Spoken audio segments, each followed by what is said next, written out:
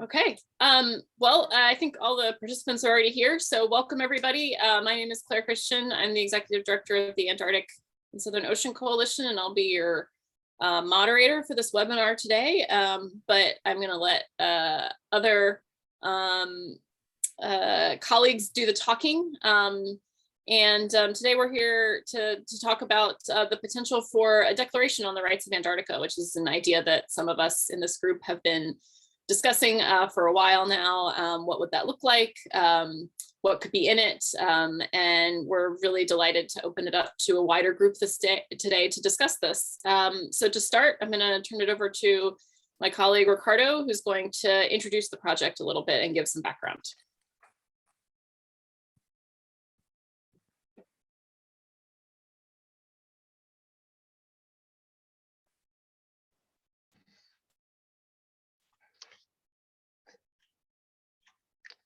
Good afternoon, good day, everybody.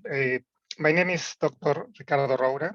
I am an Antarctic conservation professional, and among other roles, I serve as a senior advisor for the Antarctic and Southern Ocean Coalition, which represents NGOs as an expert and observer to Antarctic Treaty System fora. However, today I will be speaking only on a personal capacity. And I'm going to share my screen. So if you give me a minute.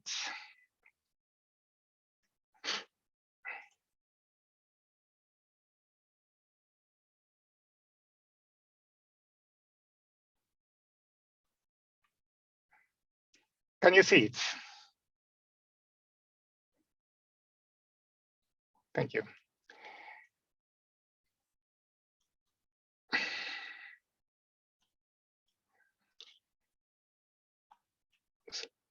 I became involved in Antarctic environmental issues in the late 80s, initially spending a lot of time in the field in Antarctica. And from the late 90s, I began increasingly to work on Antarctic Treaty System fora. This has been a period of continuity and change in Antarctica, but now the change is faster, exponential, and global. And that is challenging the Antarctic Treaty System as it is. The concept of rights of nature may be a way forward that recognizes the integrity and autonomy of Antarctica as a single being and the role of human beings within it. So today I will be making a very brief intervention about the Antarctic, which I guess many of you will know, but just to ease things out, and the Antarctic Treaty System, and also very briefly at the end about the rights of nature.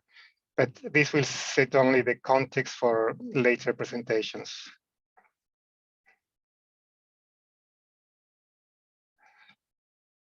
Antarctica is an ice-covered continent surrounded by the Southern Ocean.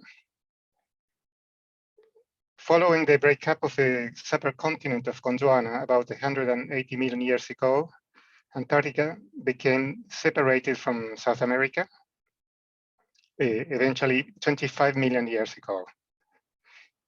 And this led to the development of the Antarctic circumpolar current. Since then, the Antarctic has been isolated from other land masses, and its climate, flora, and fauna evolved to what it is now over a number of millions of years. At the time, our species did not exist, and it would be still millions of years before it evolved, and many more years before the first humans went to the Antarctic region. This is to say that Antarctica has been an autonomous natural entity since birth. I say birth in brackets. Human presence there, however, although admirable in many ways, has also been problematic from early on, since Antarctica has primarily seen as a resource frontier. And this first interaction resulted in lasting ecosystem impacts and eventual international tensions, particularly in the context of the Cold War and territorial claims that were set in place in the first half of last century. And then it came the Antarctic Treaty itself.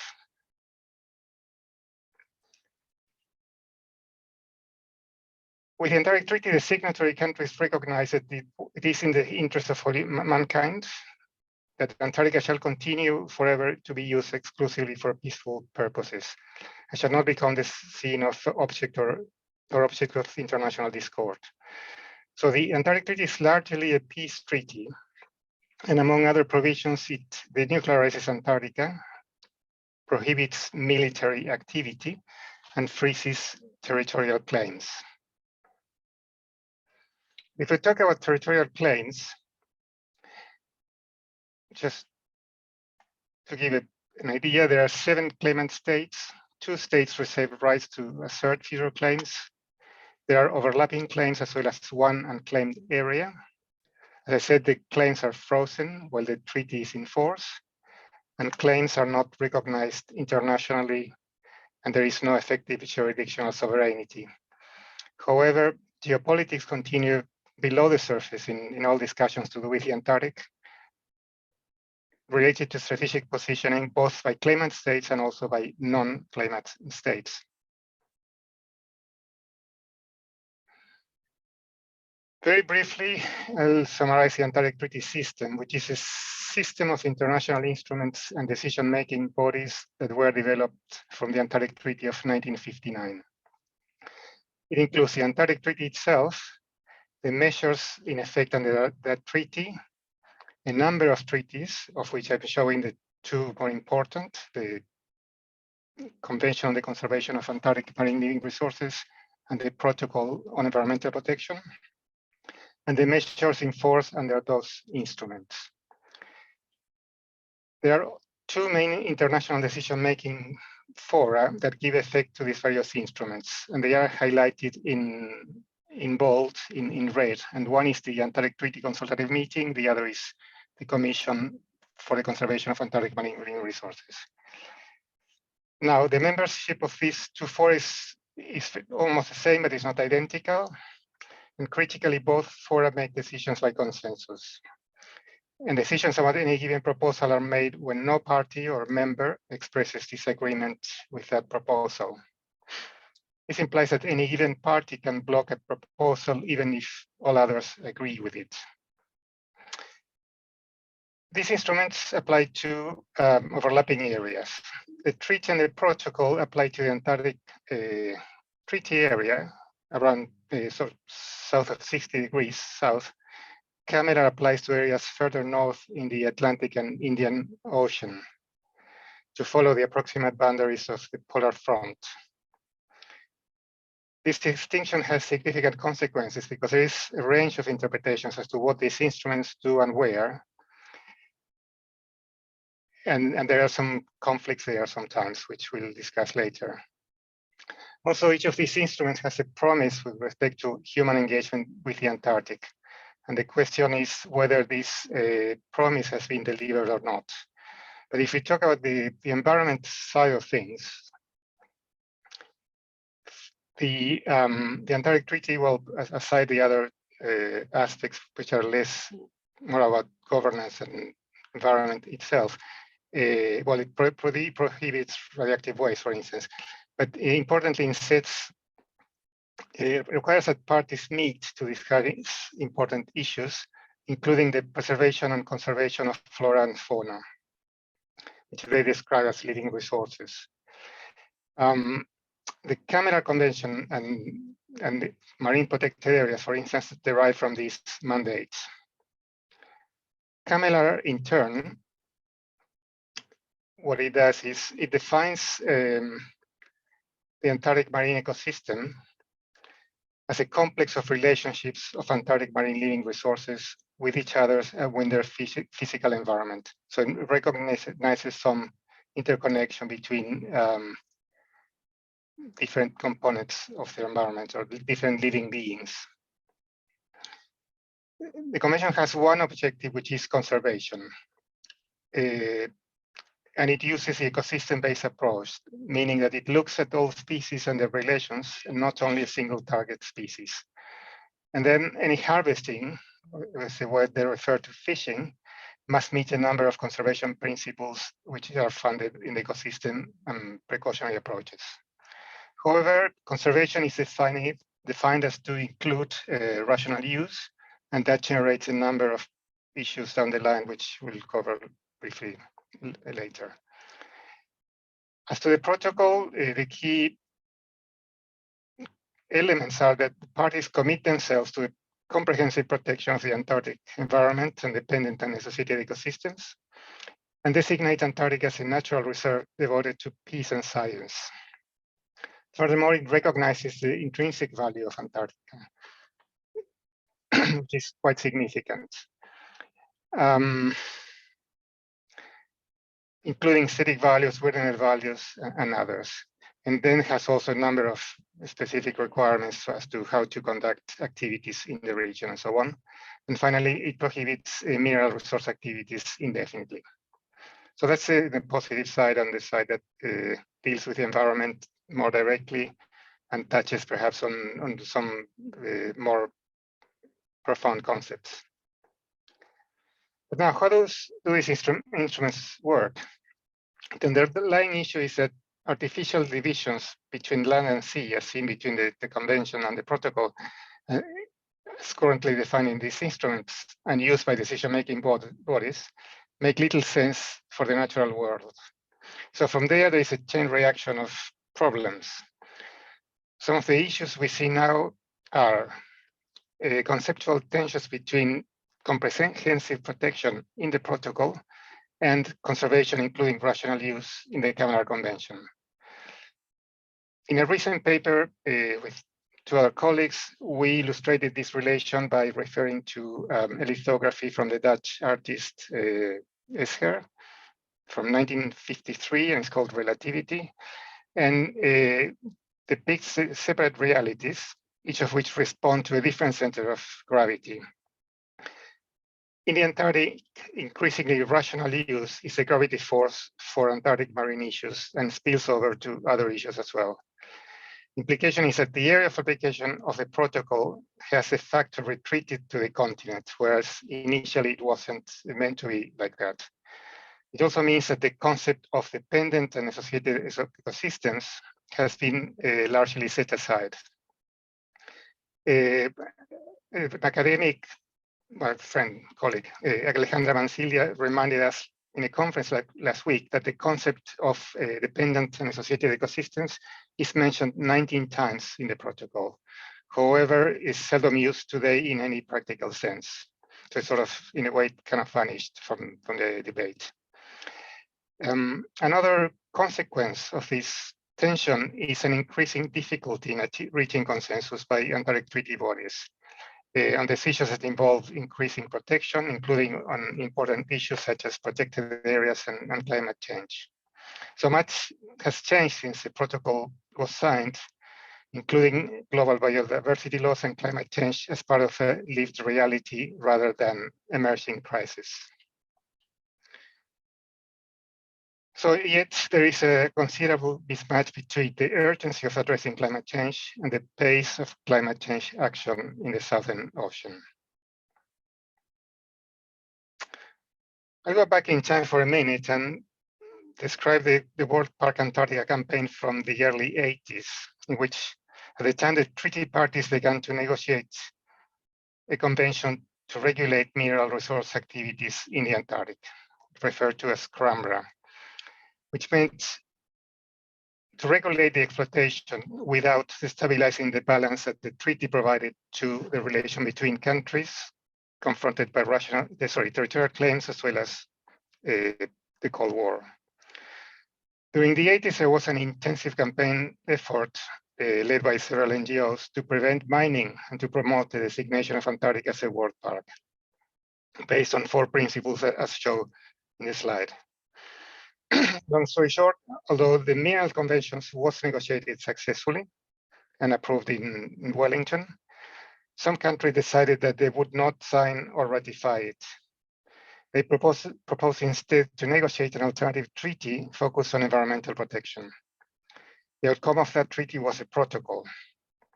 So regardless of the real politics involved behind the scenes, this was quite an incredible paradigm shift. As a personal note, I joined this campaign in 1989, first wintering over in the Greenpeace base in Antarctica, and then participating in many other expeditions with Greenpeace and others. And with the entry into force of the protocol, I thought that Antarctica would be protected for the longer term. And it is still protected, of course, but it is drifting away from that basic objective and principles in the way I described before. I find this incredibly frustrating, particularly how new interpretations of agreed instruments undermine the environment and ecosystems and paralyze decision-making when this is urgently needed, including with respect to climate change. I know that many people in Antarctic circles are also frustrated. So what next? Antarctica is subject of much interest and activity by states and people from around the world, but it is still its own thing. It belongs to itself. It existed and evolved independently for millions of years before people first set foot there. There are some long-term facilities there, but it is still a continent with no permanent populations and no life cycle societies. So nobody is born or there, and nobody dies intentionally anyway there. There is an increasing number of cases worldwide in which the rights of nature for specific features have been recognized, and these features have become legal entities. Features include a plant species, wild rice in northern US, a forest, several rivers and river basins, and the nature as a whole in some countries. These are often culturally significant features, and we'll hear more about that later from other presenters. The mechanisms to achieve this include constitutional assemblies, parliamentary declarations, court rulings, national environmental laws, and others. The scale of these areas ranges from fairly local to entire countries, and of course it will be a challenge with the Antarctic in 14 square million kilometers. And the underlying worldview informing these declarations involves often indigenous views and sometimes also Western views. These features are represented in various ways in relevant human decision-making bodies as well. So the case of Antarctica would be uniquely its own. With respect to the ATS, I'm not personally suggesting to throw out the baby with the bathwater, so to speak, as some steps have been taken to protect nature over years, and many people in NGOs and government and so on have worked very hard for that. But in a way, we need to go back to the sources of the Antarctic Treaty Agreements, and we actually need to go beyond those sources and find a new paradigm that recognizes the autonomy of nature, the role of nature in human lives, and the responsibilities of people and countries. I'll leave you with a quote that I thought was interesting. Thank you.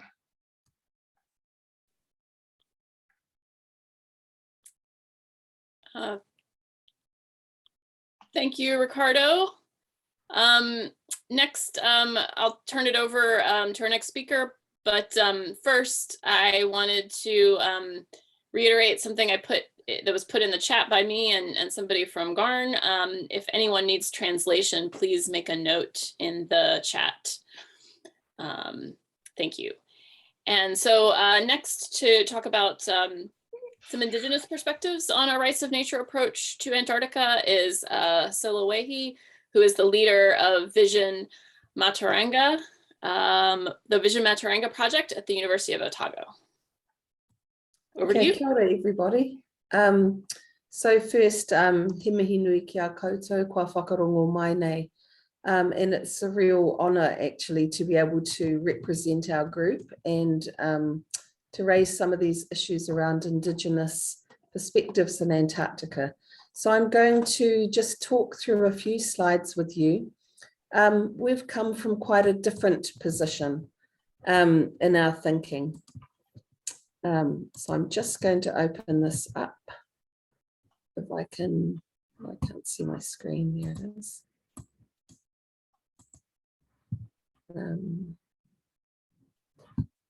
Sorry.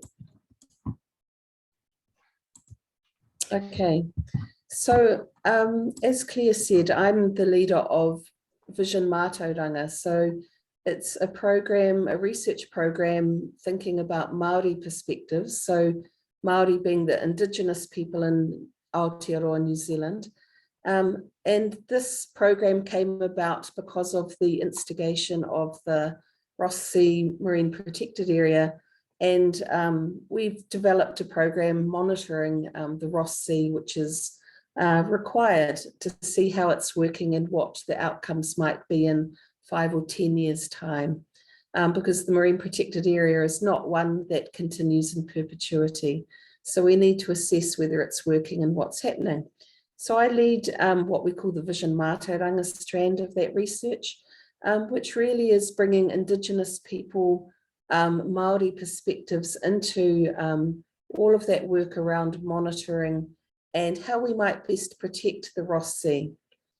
So we began with whakairo, and I'm going to explain to you what whakairo is and why we started there.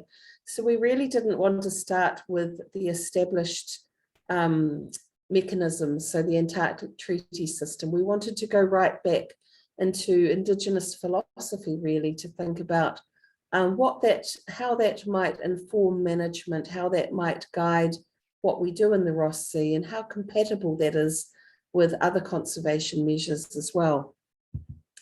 And so we created a partnership with carvers from both the north and the south of New Zealand, with Ngāti Wai and Ngai Tahu. And we got together with them to explore these ideas around what might Māori conservation philosophy look like in relation to Antarctica. And I think the main point really here that I'd like everyone to take away is that it's a very relational philosophy. So it's about connection. And in terms of that connection, it asks, what are our responsibilities? So as humans, it's not about what are our rights in Antarctica, it's about what are our responsibilities. And the underlying question here is, what does it mean to relate well? And if we center these good relationships, how would that change our management? How would that change how we think about Antarctica? And by Antarctica, I'm including the marine areas around it. And I'm going to just explain a few of the really critical underpinning concepts in the next 3 slides or so. So this is a very brief overview, but I think it will really show you why Indigenous peoples might be interested in something like an Antarctica Declaration, because I think here's an opportunity for us to do something differently and to really think about the place of Antarctica and what Antarctica or who Antarctica is differently. And for those of you who would like to know more, we do have a website. There's a film about this work. We've published some papers, but I just here want to acknowledge the 2 main carvers, James York and Potama Hetaraka. The other important thing I think that you can see in this photo is you can see that the carving surrounds a doorway. So this is the doorway going into New Zealand's base in Antarctica. So this is the doorway through which everybody enters. So this is a really deliberate choice. And we were lucky to be supported by Antarctica New Zealand. So this really emphasizes that when we come through this door, we have a whole set of values that we bring that are important in our Antarctic work. And I'm going to talk through some of those with you. But you can see that there are 2 posts, one on either side, and they look quite different. So briefly, the one on the left is Papatuanuku, the Mother Earth. The one on the right is a weapon of war that's turned into an implement for peace. So you can see that the carvers here are laying down a challenge in terms of the way that we think. And above the door is a piece that celebrates both partnership, but also the seasonal and natural rhythms of the world. So I'll talk a little bit more about them. So this is one of the main themes that James put into his carving, which is interconnectedness. So this relates to whakapapa. So whakapapa is an underpinning concept within Māori philosophy. So whakapapa, we might think of it as genealogical connection, but actually it's a lot more than that. It's really about the connections between different things. And so if we have a whakapapa, a genealogy, it doesn't just go up and down to our grandparents or ancestors. It's also about the relationships that we have with all of the other beings, both biological and physical, within our world. So this is really like a web of connection. And this is one of the really critical ideas. So people often say, I am the river and the river is me, for example. So this is expressing a relationship that we as humans might have with the world around us. So there isn't a separation of humans from nature. This is about how we understand our responsibilities to each other because we are connected. And this is a bit from one of those side posts that Potama carved, actually. And I'm showing you this. You can see that they went down to Antarctica to finish this carving. They did quite a lot of the thinking in New Zealand, but to complete it, they went to Antarctica and carved there for a number of weeks. And the reason that we wanted that to happen is because it's about, again, about the connection that we have with a place. So concepts like kaitiakitanga, which is about stewardship, are very much about how we connect to a place. And so, you know, not everybody has that opportunity of going to Antarctica, but it's recognizing this idea of kaitiakitanga, stewardship and connection as being critical to knowing what our responsibilities are and being able to fulfill those in appropriate ways. So you can see here, Potama's seen all of the pressure ridges down in the around the Ross Sea, and he's put those into the carving to let all of those who see this carving know that he was feeling connected to that place, and that in a sense, this is his declaration of love and stewardship. And this is James carving here, and this is a pattern called Te Kupinga that he also very deliberately added into the carving. And this one we can think about as being related to ideas of manaakitanga. So manaakitanga being another foundational concept, which is really about reciprocity. So when we think about Te Kupinga, this is, you can see it looks a bit like a net. So this is really about how do we do things sustainably? So if we're fishing, we don't take all of the fish. We create a net that allows some of the fish to escape so that we make sure we only take what we need. So there are a whole lot of ideas around sustainability built into this particular pattern Te Kupinga, but it's also around intergenerational thinking. So intergenerational thinking becomes brought to the fore here. What we do is for future generations. So no good sustaining us in the moment. We're talking about sustainability through many generations. And so this is the reciprocity again. If we look after Antarctica, then Antarctica will look after us. So there's this relationship again at the heart of this particular pattern. And so why would we partner like this? I think one of the critical things is that when we partner with groups or peoples who are different from ourselves, when we partner with Indigenous people, we get a whole lot of ideas that can really help us move a kaupapa forward, move a program or a plan of action forward. It allows us to think differently about a problem in order to solve it. So that's really important. And we know that Indigenous peoples take stewardship very seriously. I hope you can see that from the carving that I've shown you and the philosophical foundation of thinking that goes into that work. And so I think there's real opportunity here to engage with Indigenous peoples and many others whose voices are not well represented within the Antarctic Treaty System.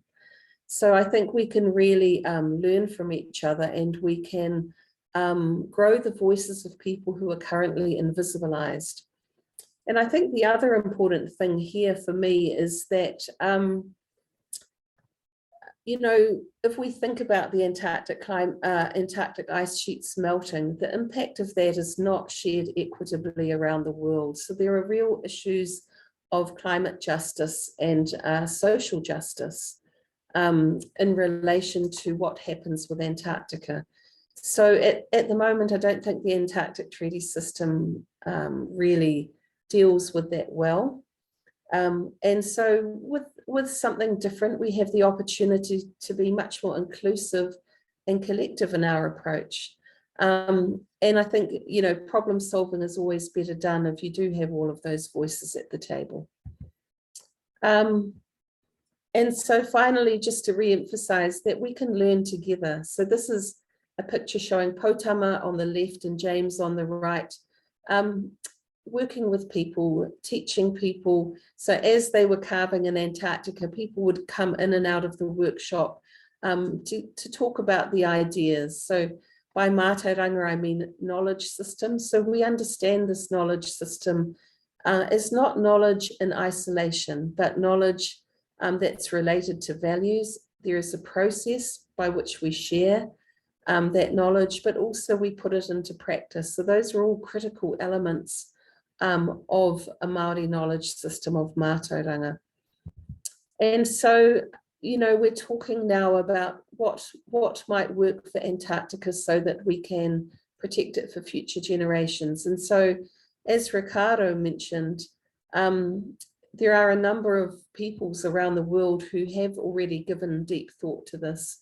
So in Colombia, in India, and also in Aotearoa, New Zealand, in terms of creating legal personhood, in this case for a forest, Te Urewera, and you can see the start of this act written here. And this is what Te Urewera itself looks like, this ancient fortress, this great forest. And so the question then for Antarctica is, where now? And that's one that I look forward to discussing with all of you after this. So thank you all, and kia ora tātou.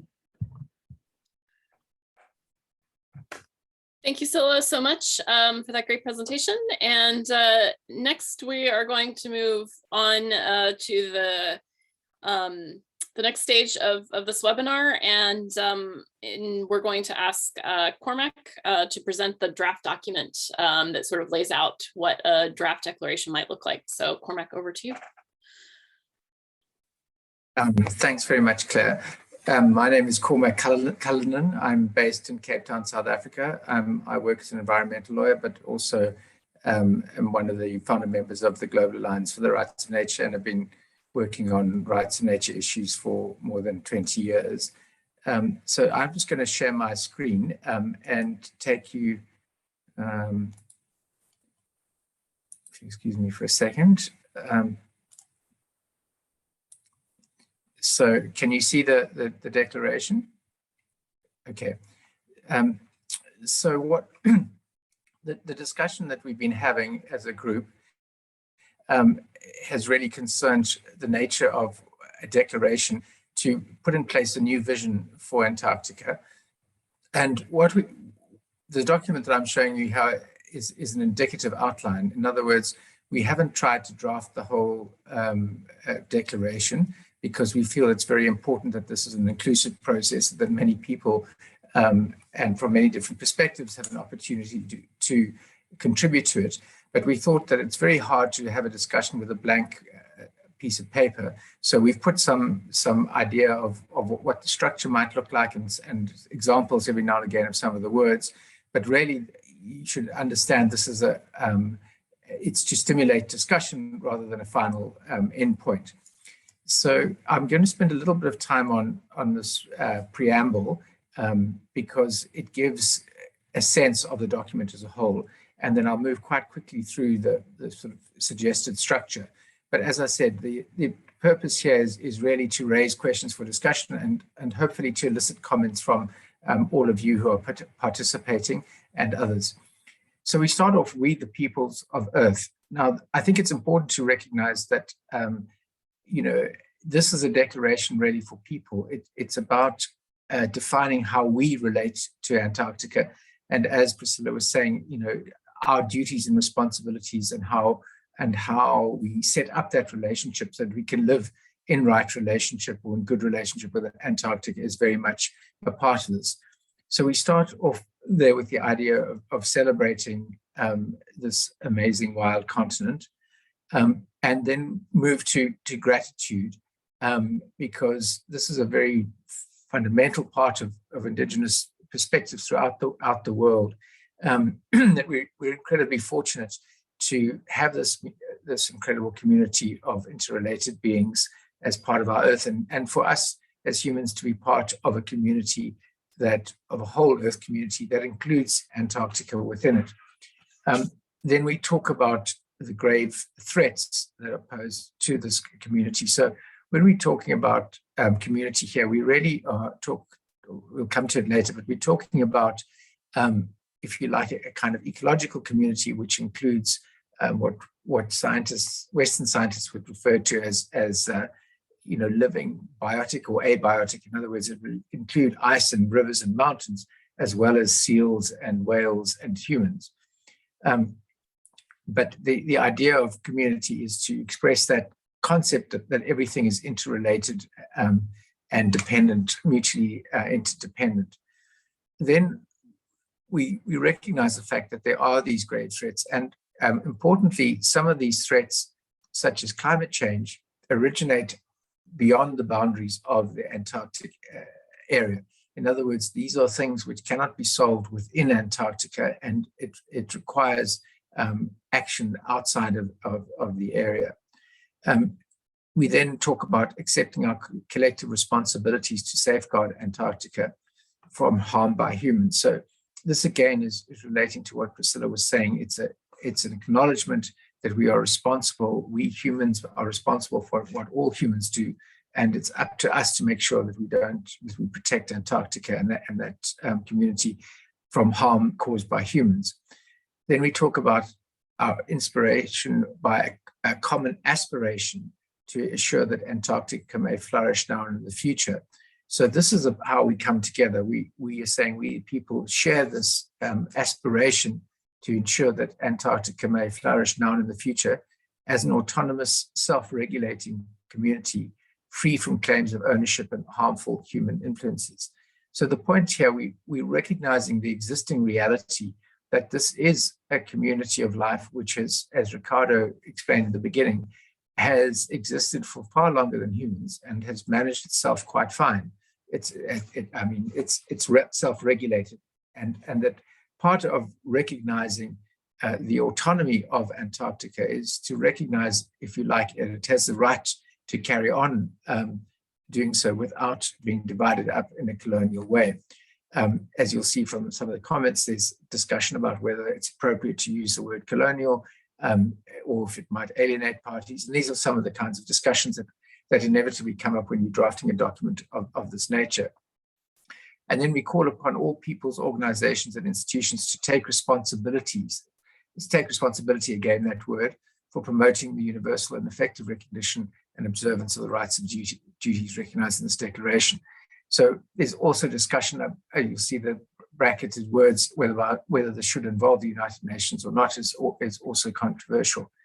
So Article 1 would describe what we mean by Antarctica. So this is the being that would be recognized as a being, a person, a holder of rights in the eyes of the law. So as I say, it's conceived of as a living community of interdependent beings, both tangible and intangible, but we probably have to define the geographical area that it covers. Now, Cormac, if I may interrupt, some people in the chat are having a little trouble reading. Is there any way you could magnify the text on your screen? Sure. Thank you for the interruption. Thank you. No, that's a good idea. Let me just. That's a very good point.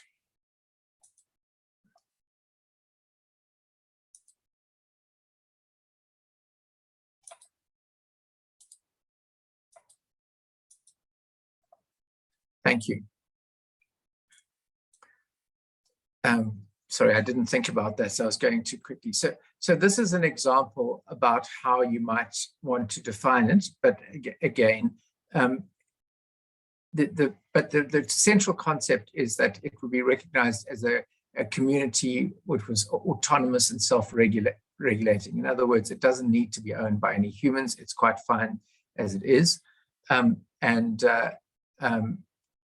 was some discussion about animals indigenous to Antarctica remain members of Antarctica when outside the area. This is recognition of the fact that, for example, whales would sometimes be within this area, but sometimes outside, but are clearly, if you like, kind of citizens of Antarctica. And there was discussion about whether humans should be allowed to be that, but we thought that probably it should be restricted to animals that are indigenous to Antarctica.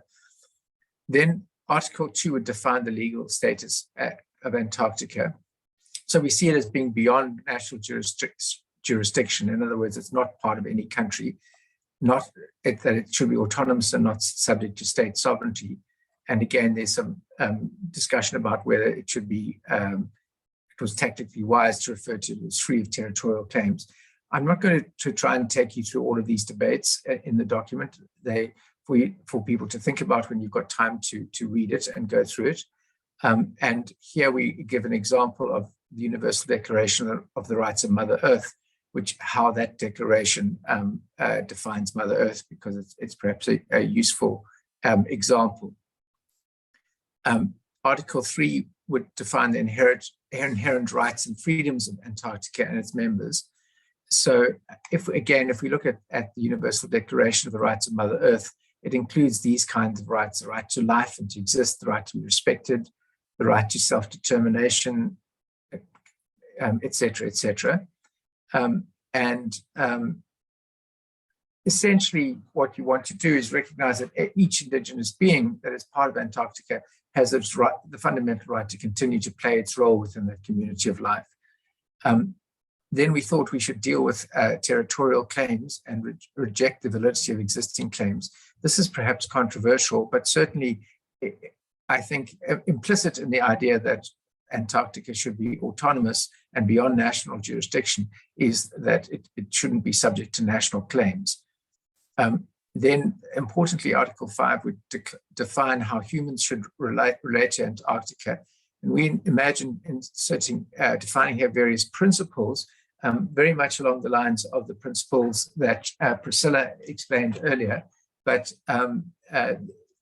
these are common in various forms to many indigenous cultures. But this is a very good way of being able to define how you relate rather than the details of what you actually do. We talk, for example, about relationality, reciprocity, making decisions on what will promote best promote the long-term integrity and health of Antarctica, etc. Then the next article would be what the human duties are to Antarctica. And this is obviously our duty to manage other people. Then the next one would deal with which activities are permissible. And it might also define activities which should not be permitted ever. There's some examples there from the Antarctic Treaty, which is really just to stimulate people's thinking. And then importantly, decision-making in relation to Antarctica, because this is about giving Antarctica a voice, as it were, in human affairs. And so some humans or human institutions would have to represent Antarctica in various different fora. It needn't be the same group everywhere, but it'd be very important to work out practically how one can do this, because obviously it is to some extent, I mean, we can't actually hear the voice of Antarctica speaking in English in an international forum. So the question is, how do we approximate that? And maybe it also should mean that Antarctica should be represented in the United Nations in the same way as the country is. But these are things to be further decided. And again, in this clause about representing Antarctica in human decision making. And one of the issues that might be important is for Antarctica, for lawyers in a court, perhaps in Europe, to be able to stand up and make arguments on behalf of Antarctica to reduce greenhouse gas emissions that are causing harm to their client. Then the various other clauses I'll go through quickly: measures to implement the declaration, dispute resolution, the relationship between the declaration and existing treaties, and definitions. So really that's been a very quick tour through it, but it's hopefully will give you some idea of what such a declaration might be like. And we're envisaging that this would be a declaration, if you like, a people's declaration, and it may, hopefully we could persuade some countries to support it in time, but it's not something that we feel that we have to wait for countries to adopt before we make the declaration. But the last point I want to make is that the crucial point in giving a declaration like this power is the process by which it's created. The more people are involved and the more legitimate the process is seen as, the greater the power of the document. It doesn't come from the words on the page, it comes from the people behind it and the process that has been gone through to create it. And we're just at the start of that process, but it's very, very important, and we hope that you all help us on that journey. Thank you. Okay, thank you very much. And the next steps in this process are going to be explained to us by my colleague Elena, but just to let participants know, we've seen some comments in the chat. There also will be a chance to ask questions after Elena has provided some information. So just be aware of that. And but hopefully she may answer some questions you might have. So I'll turn it over to Elena now.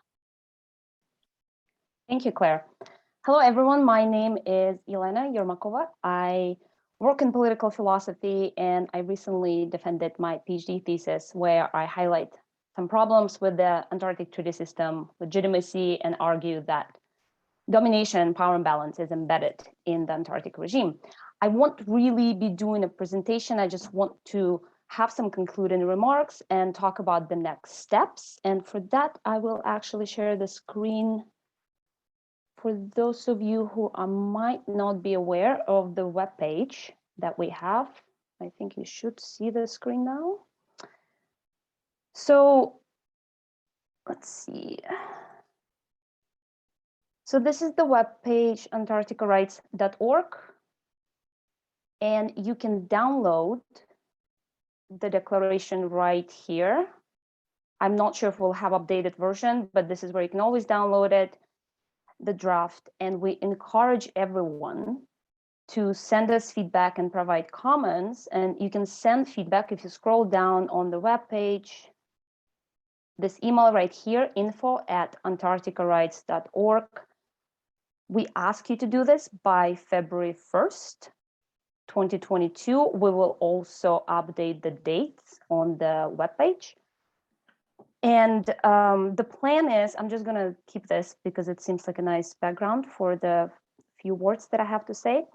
So the plan is to get all the comments and feedback and then work through them over a period of a couple of months, because it will take a while. Hopefully there will be a lot of feedback, and launch the declaration on Earth Day, April 22nd. And I think an obvious question at this point is, what are we actually trying to achieve by this? And what we believe is that the current legal system, the Antarctic Treaty System regime, doesn't match the physical reality, and that recognizing rights of Antarctica is essential to rock in this status quo, which is built on the colonial way of thinking, of exploitation and appropriation of resources. And it's hard to challenge the status quo when there is no alternative. So that's what we essentially trying to do, is to create an alternative vision. It is not, we have talked about it, and that is what we want to discuss with everyone. It is not definitive that the declaration is not compatible with existing Antarctic treaty system. It really will be up to the Antarctic treaty parties and their response. But what we know is that in academia, people write a lot about what's known as a democratic deficit, meaning that people don't get really to participate in decision-making and policy-making in the domestic level, and even less so on the global level. So we are trying to fill this democratic deficit, and we often, I think, forget that at least in the Western democratic states, people in the public officers are actually public servants. They work for us. So we encourage you to add your voice and hopefully to contribute to the future of Antarctica. And unlike the negotiations for the Antarctic Treaty, which happened through a number of meetings and was secret, we really want to have this as transparent, as inclusive as possible.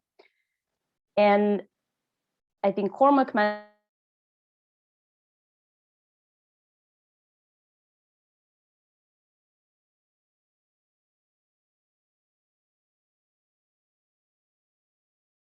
it's time to stop thinking about claims and rights, but what Scylla was talking about, we should start thinking about our duties and responsibilities instead. And I think that should leave us some time for questions and answers, hopefully. I think I stopped sharing. Great, thank you very much.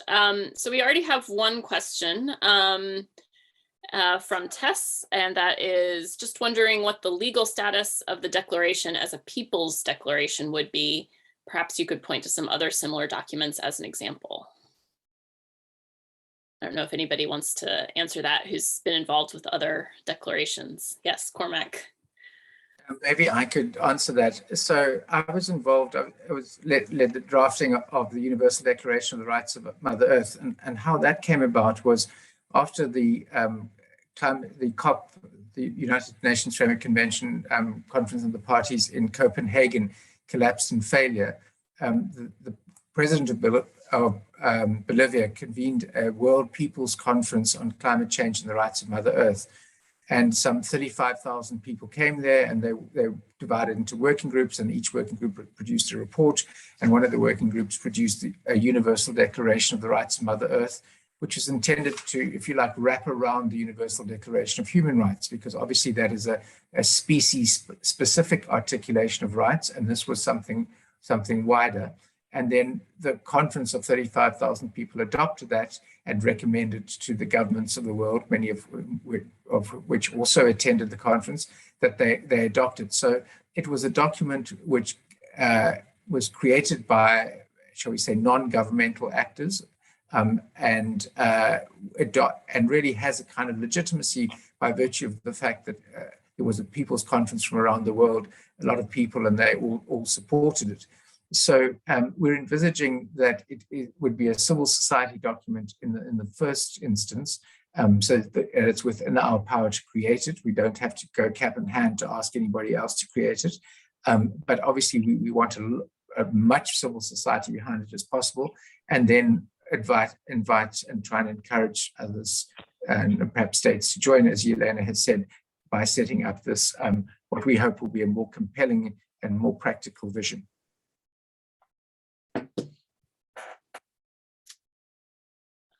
Okay, thank you for that. The next question is, where are you proposing to take this to?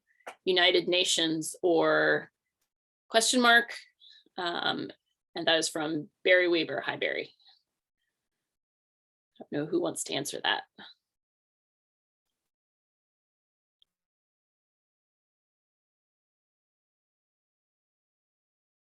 Anybody? Well, I don't want to talk all the time. I think you might know the best, so please go ahead.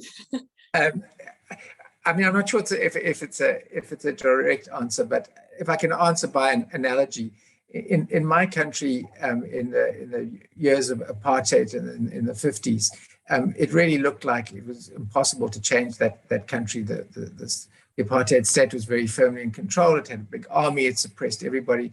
But people came together and formulated an aspirational document called the Freedom Charter. And it said things like the doors of learning and culture shall be open, people shall have security. So it was an expression of aspirations, but it also painted a picture of a very different South Africa. And that document wasn't legally binding, and it was never approved by government, et cetera, and it never became a treaty or a law. But it was incredibly influential, and people marched behind it, and the slogans inspired people. And now I live in a country with a constitution that pretty much reflects the Freedom Charter. So these declarations can have power and carry ideas forward, even though they may not be legally binding. So the Universal Declaration of the Rights of Mother Earth that I mentioned a moment ago is applied by an International Rights of Nature Tribunal and is increasingly inspiring more and more things. So I don't think we will know where it'll go, but just to remind people that even the Universal Declaration of Human Rights is not a legally binding document. It was an inspirational document that inspired other treaties which were legally binding, but it's not even legally binding. So who knows where this will go. Okay, thank you. The next question is from Rodolfo Werner. Hi, Rodolfo. And it's a civil society document introduced, launched by whom? And from the perspective of my organization, ASOC, I can say that when there is a final document, this would obviously be something I would share with our coalition and see, if there are members in that coalition who want to sign on to it. But I don't know about anyone else on the panel today who wants to talk about who else might be involved as introducing or launching.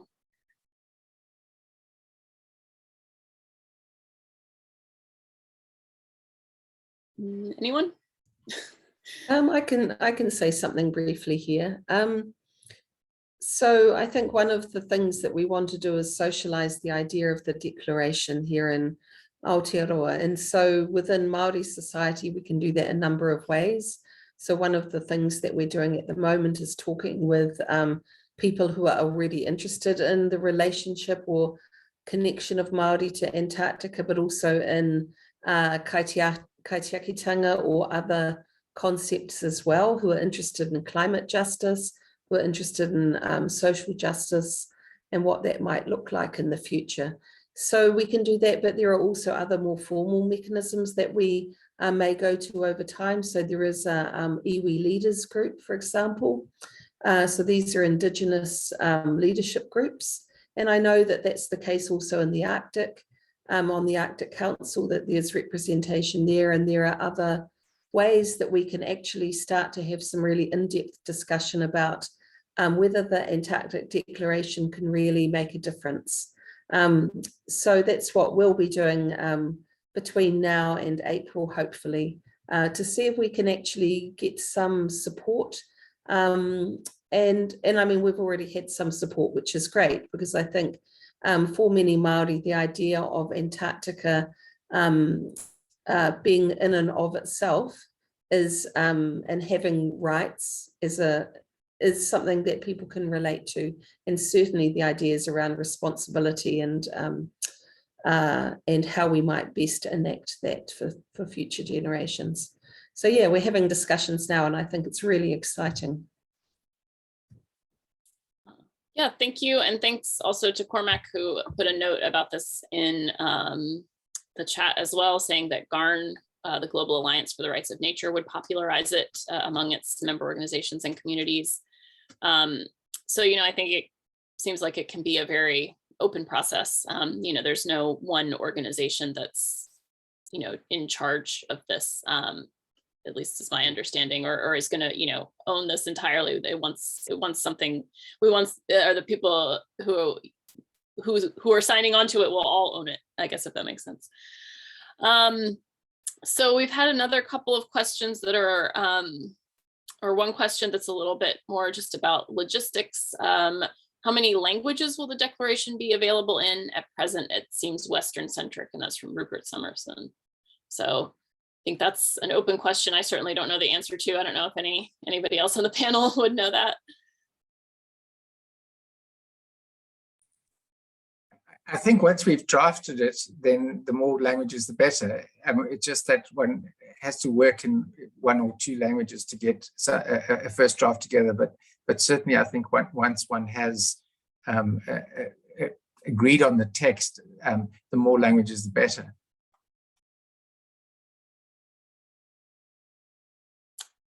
Ricardo, I also see you have a hand up.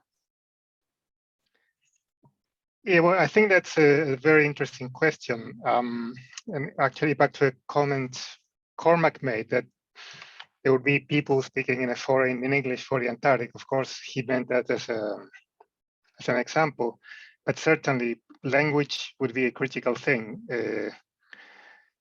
I think it's very hard to work in multiple drafts of multiple languages, but ultimately, yes, what's the language of the Antarctic? That's something I would need to resolve at some point, and actually I don't have a question for that. Sorry, I don't have an answer for that. Whale song, maybe. Translated into whale. Okay, so I am going to try to get through some of these questions, but I will note that some of these things I think are more more questions to resolve during the contribution process that Yelena mentioned. You know, some of these things are not issues that need to be, you know, decided today or discussed today, but those are things that we would really welcome you to provide your input on, and they could be part of the process of developing the declaration further. So let me see what's another question. From MJ Halberstadt, is there anything in the declaration draft that might be seen as possibly contradicting or attempting to supersede / replace ideas in the 1959 treaty? And there was also a question from Barry about how can you meld the peace and science and nature reserve objectives of the convention and protocol with the rights of nature. And these are the kinds of questions that I think, and other panelists are welcome to respond to this, but I think these are things that are actually part of the drafting process. So they're great questions, but I don't think we want to answer them today. We want to hear from people who are interested in pursuing the declaration, what they think.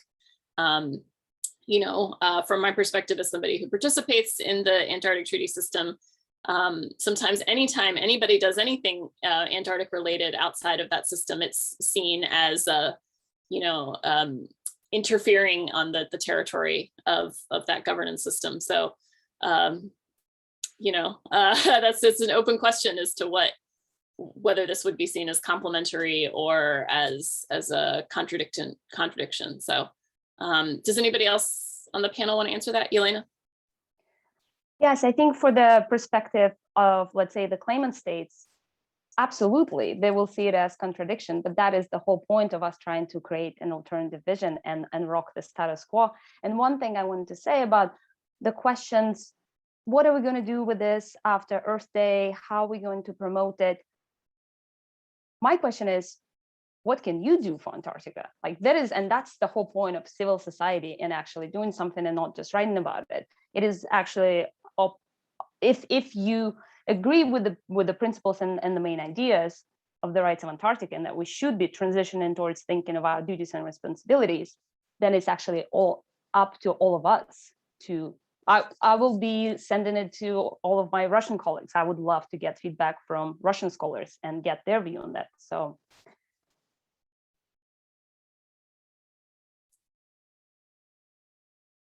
Okay, thank you. Let me see if I see any other hands. I have a lot of windows open, so sorry if I am missing anyone here, but I can't see all of you and the Q&A and the chat at the same time.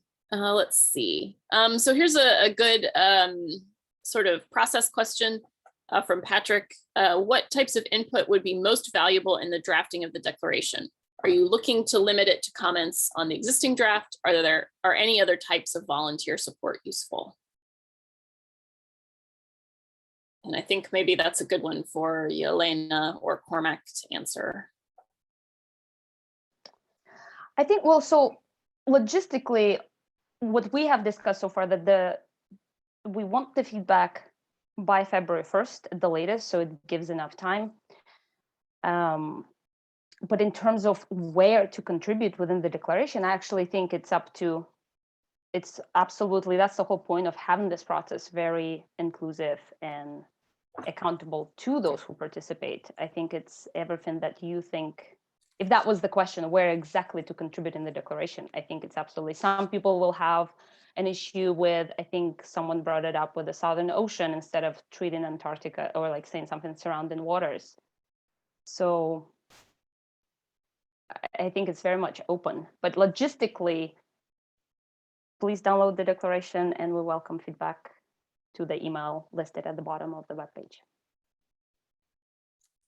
Okay. Yeah, perhaps I could just add to that. I mean, I agree completely with what Elena said, and just to say to people that, look, you don't have to comment. It doesn't have to be this way. If you think that it should have different articles or have a different structure or something like that, by all means, comment on that. The only thing that we're looking for is that people engage in good faith to make it better. You know, that it's a common endeavor with a common aspiration to do something that will really express the reality of Antarctica and create a new vision for the future which will help protect this place from people harming it and celebrate its beauty. Thank you. Okay, thank you for those answers. We also have a question about whether the gateway cities could play more of a role here. And my sense is sure, why not? Again, maybe those to follow on from the earlier points, those gateway cities maybe should be taking more responsibility for Antarctica, since they are gateway cities. I don't know. So let's see, any more questions? There's some questions about historic sites. Again, that might be something to submit as a comment about how we would consider historic sites, or if they should be explicitly mentioned. So to Ashley, who's been asking those questions, it would be great if you could maybe get your thoughts together on that after maybe you have another look at the declaration and let us know what you think. Let's see. Trying to see. I think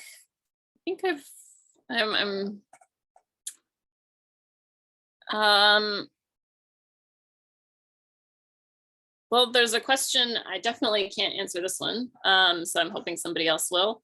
How is a rights-based approach related to a justice-based approach integrated in the declaration?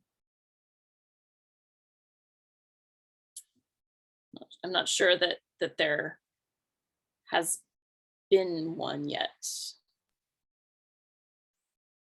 Maybe I could just offer a comment. I'm not sure if it's an answer, because it is always a tricky thing, because justice, of course, is a very human concept. And to the extent that one can translate it into biological realities in nature, it's probably not so much about justice, but as opposed to some kind of ecological, dynamic ecological balance or homeostasis or something like that is probably more of an, so applying justice to communities without humans, applying the concept is rather tricky, but it's certainly something that we should debate, and we'd very welcome any insightful comments into that. So I don't have the answer, but I know it's a very tricky area.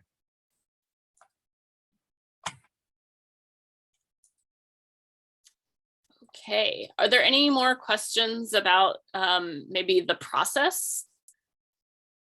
Oh, just a note, I see in the chat from Fiona, all types of volunteer support will be welcomed, and for any offers of volunteer support or comments, write to info@antarcticarights.org, and again, that's in the chat, so you can grab that quickly.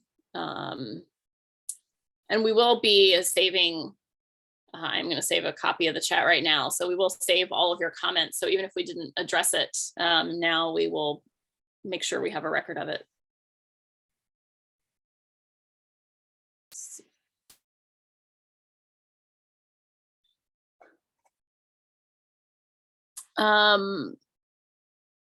Let's see, anything else? UNGA.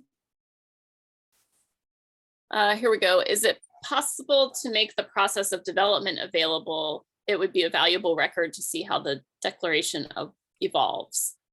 I'm not sure about the logistics or process for that. I mean, certainly I imagine we'll have several drafts.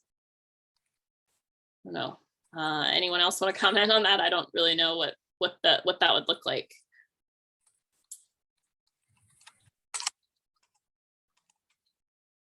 I imagine it's related to being able to see what changes are made and how those changes evolve through time.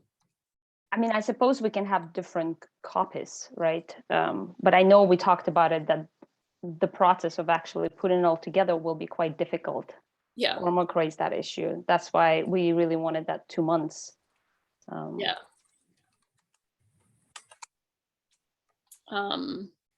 So yeah, I'm sorry that's not a more clear answer, Adele, but you know, I think it's a little bit of a difficult process, depending on how much comments or how many comments are received. It might be a little challenging. But certainly, I think we would probably save all of the comments that are received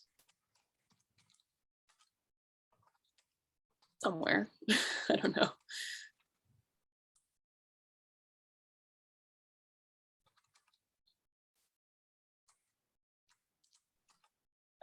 This is maybe a little bit of a more general question, but from Heather we have is in the rights of nature community, is anyone thinking about challenging the status quo claims of humans' rights over nature, or is that too sticky? I am not in the rights of nature community, so I can't answer this. I don't know if anybody else can. I think I can jump in. I think it's inherent in the idea that, you know, we often use the analogy that when you define people as objects and you call them slaves, it was quite clear that the slave owner who had all the rights was going to exploit the slave who had no rights. And we've done the same with everything on the planet that's not a human being or a corporation. We've said that you're an object and available for exploitation. And then we wonder why we end up with the kind of situation that we have, because it's not, we've hardwired in an exploitative way of relating to nature. So I think as soon as you recognize, you see other beings as beings who are entitled to be respected and who have their own, and to have their role within the ecosystem respected, then it inherently challenges the idea that humans are dominant.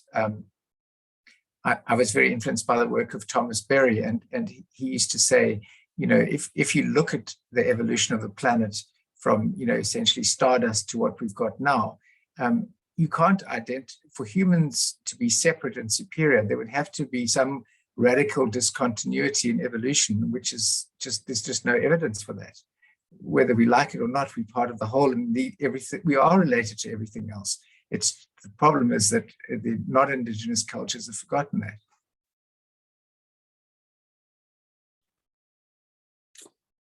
Yeah, and for me, that just emphasizes the value of bringing different perspectives to this and different eyes to this.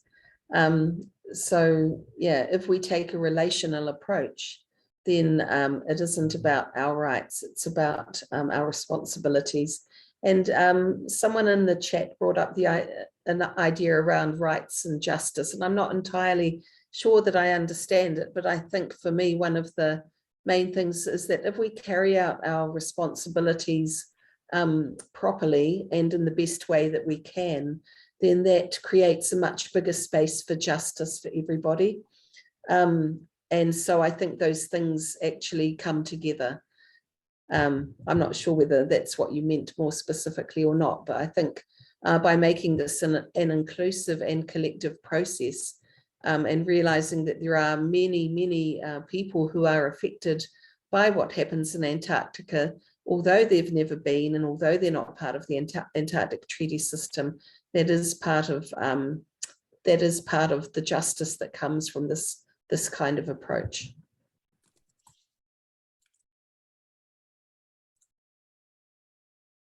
Okay, thank you.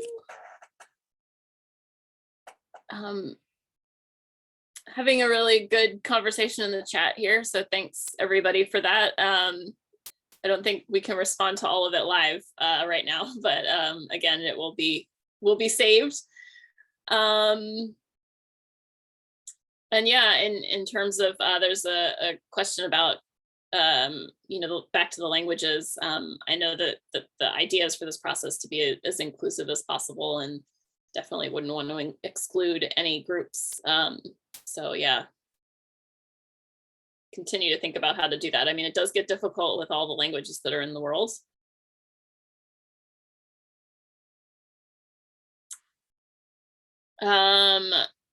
have you decided to take an ecocentric approach and to reject the honorary personhood approach? And that's from Kath Wallace. Hi, Kath.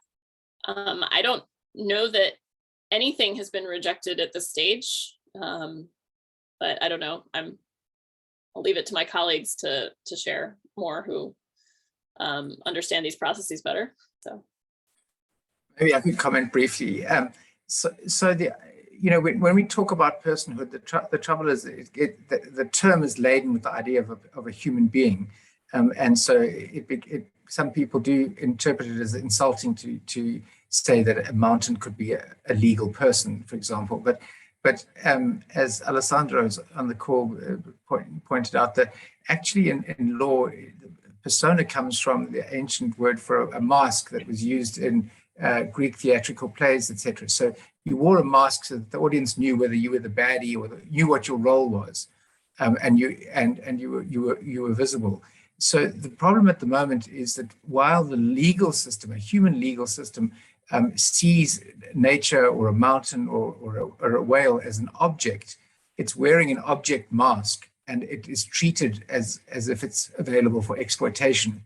So we want to give them another mask in the drama of the court, so the legal system can see them for who they really are. It's not intended to insult them by saying that they're people. But we might need to find a different word. Maybe we need to say ecological personhood, or there've been some lovely suggestions talking about ancestral beings, which recognizes tradition. So there's a semantic problem there, but we definitely wanting to be ecocentric and not bring in human dominance by the back door.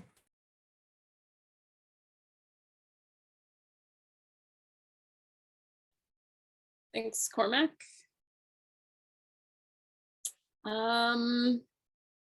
Well, I mean, I think, oh wait, I see another question. Okay, thank you, Elena. That was my last point. I actually quite like this idea of the working groups and making the process. I mean, we haven't really discussed it, but maybe we should, in the debrief call next week, we should actually revisit the idea of how we are doing this. It's one thing we can have the declaration open for anyone to download, comment, send us feedback, or we could make it even more participatory and inclusive with the working groups. I mean, if people want, right? Not everyone, I don't know how many people will actually want to commit and participate, but I think that's something to explore a little bit. That would certainly make the process even more participatory and, more than just sending a document with some comments.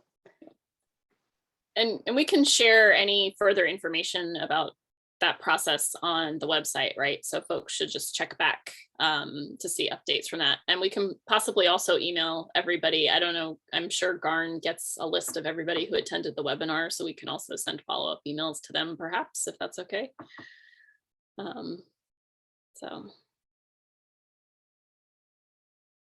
So yeah, again, this is not, a very rigid thing, and the idea is to get a very broad participation. So really hope that everybody who came today and was interested will stay interested.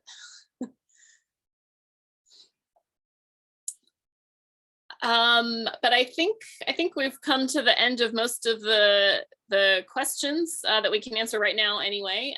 So if we can wrap up. And just thank everybody for coming, and thanks to all the panelists who gave us a great overview of where this came from and where we hope it to go.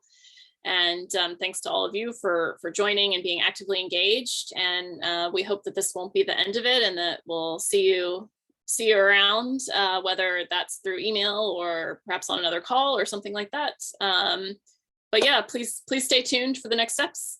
And have a great rest of Antarctica Day, if it's still Antarctica Day for you. I know it's not Antarctica Day anymore for everybody, because that was December 1st.